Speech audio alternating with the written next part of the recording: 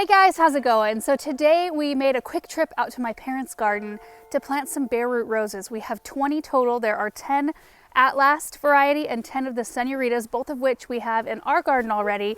And we got a hold of some bare root ones and I thought that my parents might enjoy having them around. Then I thought I would show you just a little peek at what's been going on in their vegetable garden area, because you all have seen it before and what it looked like prior to what it looks like now. And you'll probably see it once it's finished as well. Check this out, you guys. Mom's playing hooky from work this afternoon. And you brought me a chai. Yeah.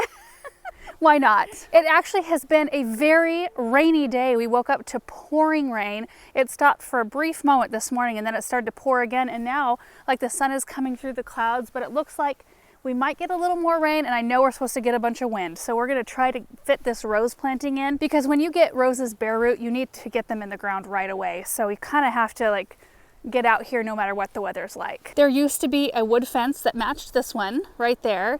And there was a wood arbor, some iceberg roses that has all come out. You got to see it from the other side. A new rock wall. Are you so happy to be rid of those railroad ties? Yes. It was like was it a 2-layer? 2 layers, and they were all tipped and rotted, and they were here when we moved in. Mm-hmm. So it's been a lot of overdue. years. It's 34 years. Yeah, dang. Yeah. We've been saving up for the project.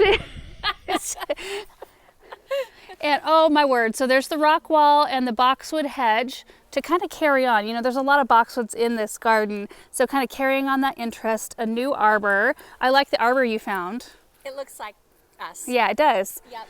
There are some Lady of Shalott roses planted on either side, so that beautiful apricot pink. And then this whole garden area, there were some raised beds like in triangle shapes and rectangles, but how old were those? They were about 30 years, I think. They were falling apart. Big time. Yeah. Rotted. And I think that you guys are going to be going for something taller. Yeah. Some taller raised beds, which honestly, Erin and I thought, you know, if we added one board to ours every year and, you know, added the compost. I'm this age, Laura. You're that age? This age, right here. How funny. So there's going to be a new configuration. In fact, Mom and I sketched it out. Do you still have that sketch? I think I do. Maybe we can show you that. We sketched it out and just like went through some ideas like we often do. What is she playing with? A dirt clod? A dirt clod. Those dirt clods are awful fun. So yes, what a nerd. Oh, and a huge branch off this apricot had to come down. Well, it didn't have to, but it was kind of in the way. Look at that. Dang. I don't even miss it. Well, I don't either. But you know what? Dad is going to love that, because your dad is so tall that he had to duck most of his living here years to get underneath this, because once it would leaf out, the branches would get heavy, and we trimmed and trimmed and trimmed, but that actually needed to just come out. But that tree's about 50 years old. Yeah. So this apricot was here when we moved in, as was the maple right here, and the locust, and that's pretty much it. Also, the other very exciting thing, see the deck right there? Right inside there, the double doors, that's our dining room, and it's fairly cozy. Tight. And when we all get together, there's 12 of us, and you know, four of us are kids, but you know, the kids are growing up, and so you kind of want, you know, it's a squeeze to get everybody in there. So they're actually having an addition. The deck is going to become interior space, and then there will be a new brick or flagstone patio put right off of the deck, so everything will kind of push out a little bit. So we'll probably be doing more projects in this space, some more planting, and maybe we can come help and, you know, that sort of thing. So I just wanted to show you where it's at now, because you've seen it prior to this. Now you've seen kind of an interim shot, and then you'll get to see it in the end. And you know what? What? You should do a before shot of this little Oh, area. yeah. This is just such a mess where they've had to tear things out, and then an after shot. Okay, well, okay. Yeah. You guys have seen it here. Here's the before. Oh. What's gonna happen is that fence section is just leaning on the shed for right now, and the other part of the fence has been held up by T-posts for a number of years. That's right. Yeah. That's how farmers repair their That's fences. true. Yeah. So the retaining wall, they're going to build another rock retaining wall right here, and then they'll redo the fence properly, so it's sitting kind of right on top of the rock wall, or, you know, just set back from it. So it'll look very nice in this space. And we get to smell the skunk. Well, they can't smell it, but we can smell it. All right, guys, so I'm going to go grab the roses out of the back of the truck. They're not huge. In fact, when you get them, We've already soaked them in water. We soaked them for about an hour in a tub of water, and they don't have water on their roots right this second, but they got well hydrated, and then we're supposed to cut them back, the branches, after we plant them. Here they are. That is 10 at last roses right there. Isn't that unbelievable? And then these are the Senoritas. Just a real quick couple of details. Both of these roses are zone 5 through 9, highly disease resistant. Both of them do not require deadheading in order to keep blooming, which is amazing.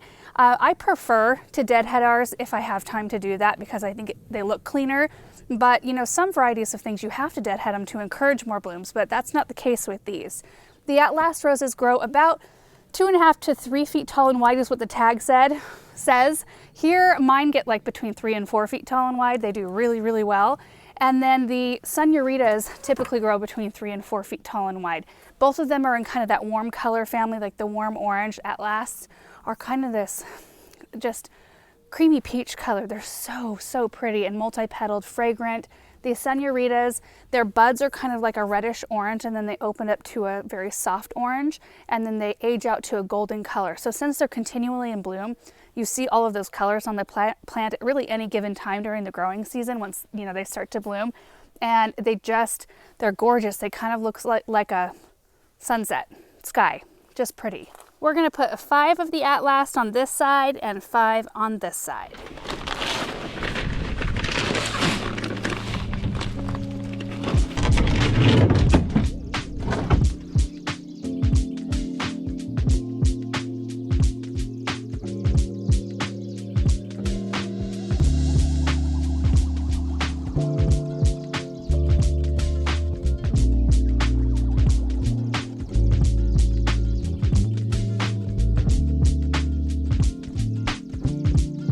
Okay, so as I was digging the first hole, I started at it gently because Mom knew there was a water line in here somewhere. We just weren't sure exactly where. So I did find it, and thankfully didn't do anything to hurt it. So I got the shovel out instead and dug my hole, because this is still where we want this rose to be, right about here. So I just wanted to stop quick and just show you what the roses look like. There's the top, there's the bottom. When we bury it, we're going to be burying right up here to the bud union. So I've already put some Biotone starter fertilizer in the hole. And you can dig your hole a little bit deeper or bigger if you want to. I'm just going to kind of curve the roots around a little bit. Should be fine. And then we're going to just take some of the soil that we dug out of the hole and start packing it in around the roots. And we're going to add a little bit of water as we go. Mom is assisting with the hose. Perfect, to let that soak in. That helps the water settle a bit.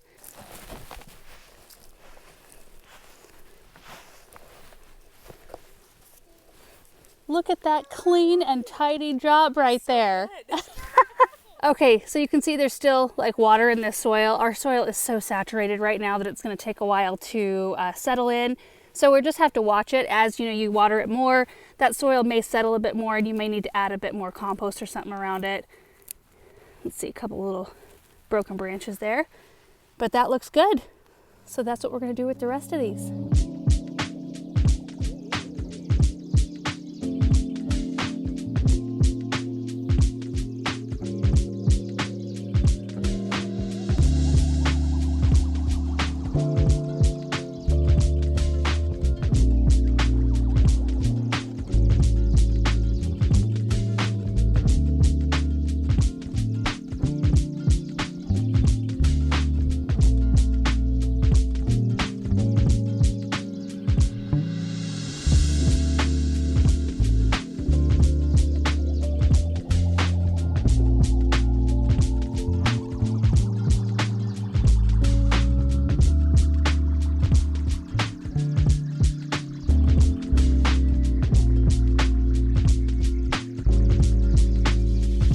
Alright guys, we got the 10 at last in up here. So we've got 1, 2, 3, 4, 5, and 1, 2, 3, 4, 5.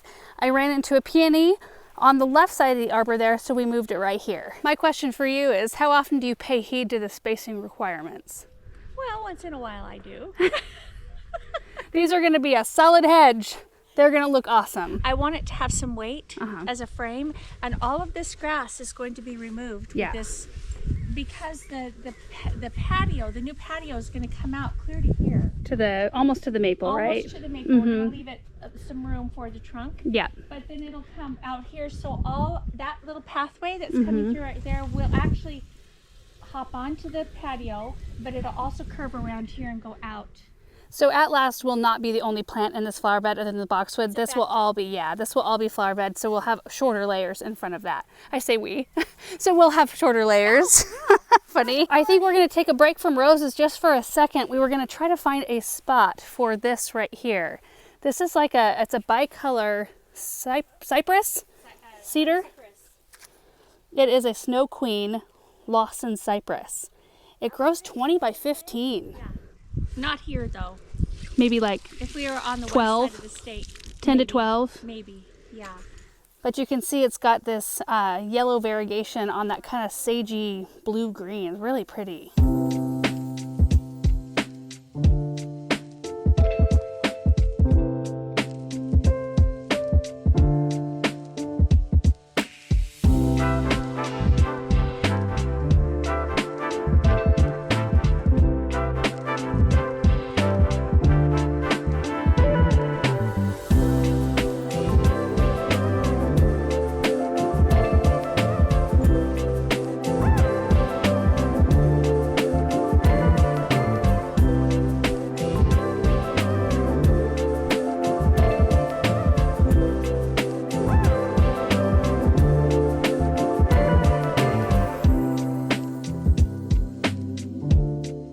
All right, guys, we got all 20 roses in and the cypress, and I think it's going to be so fun to watch what these do this summer, especially down here.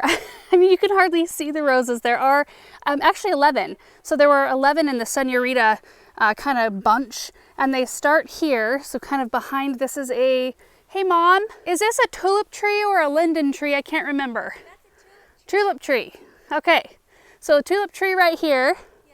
And then we started the rows here, and then they kind of like zigzag almost in this area.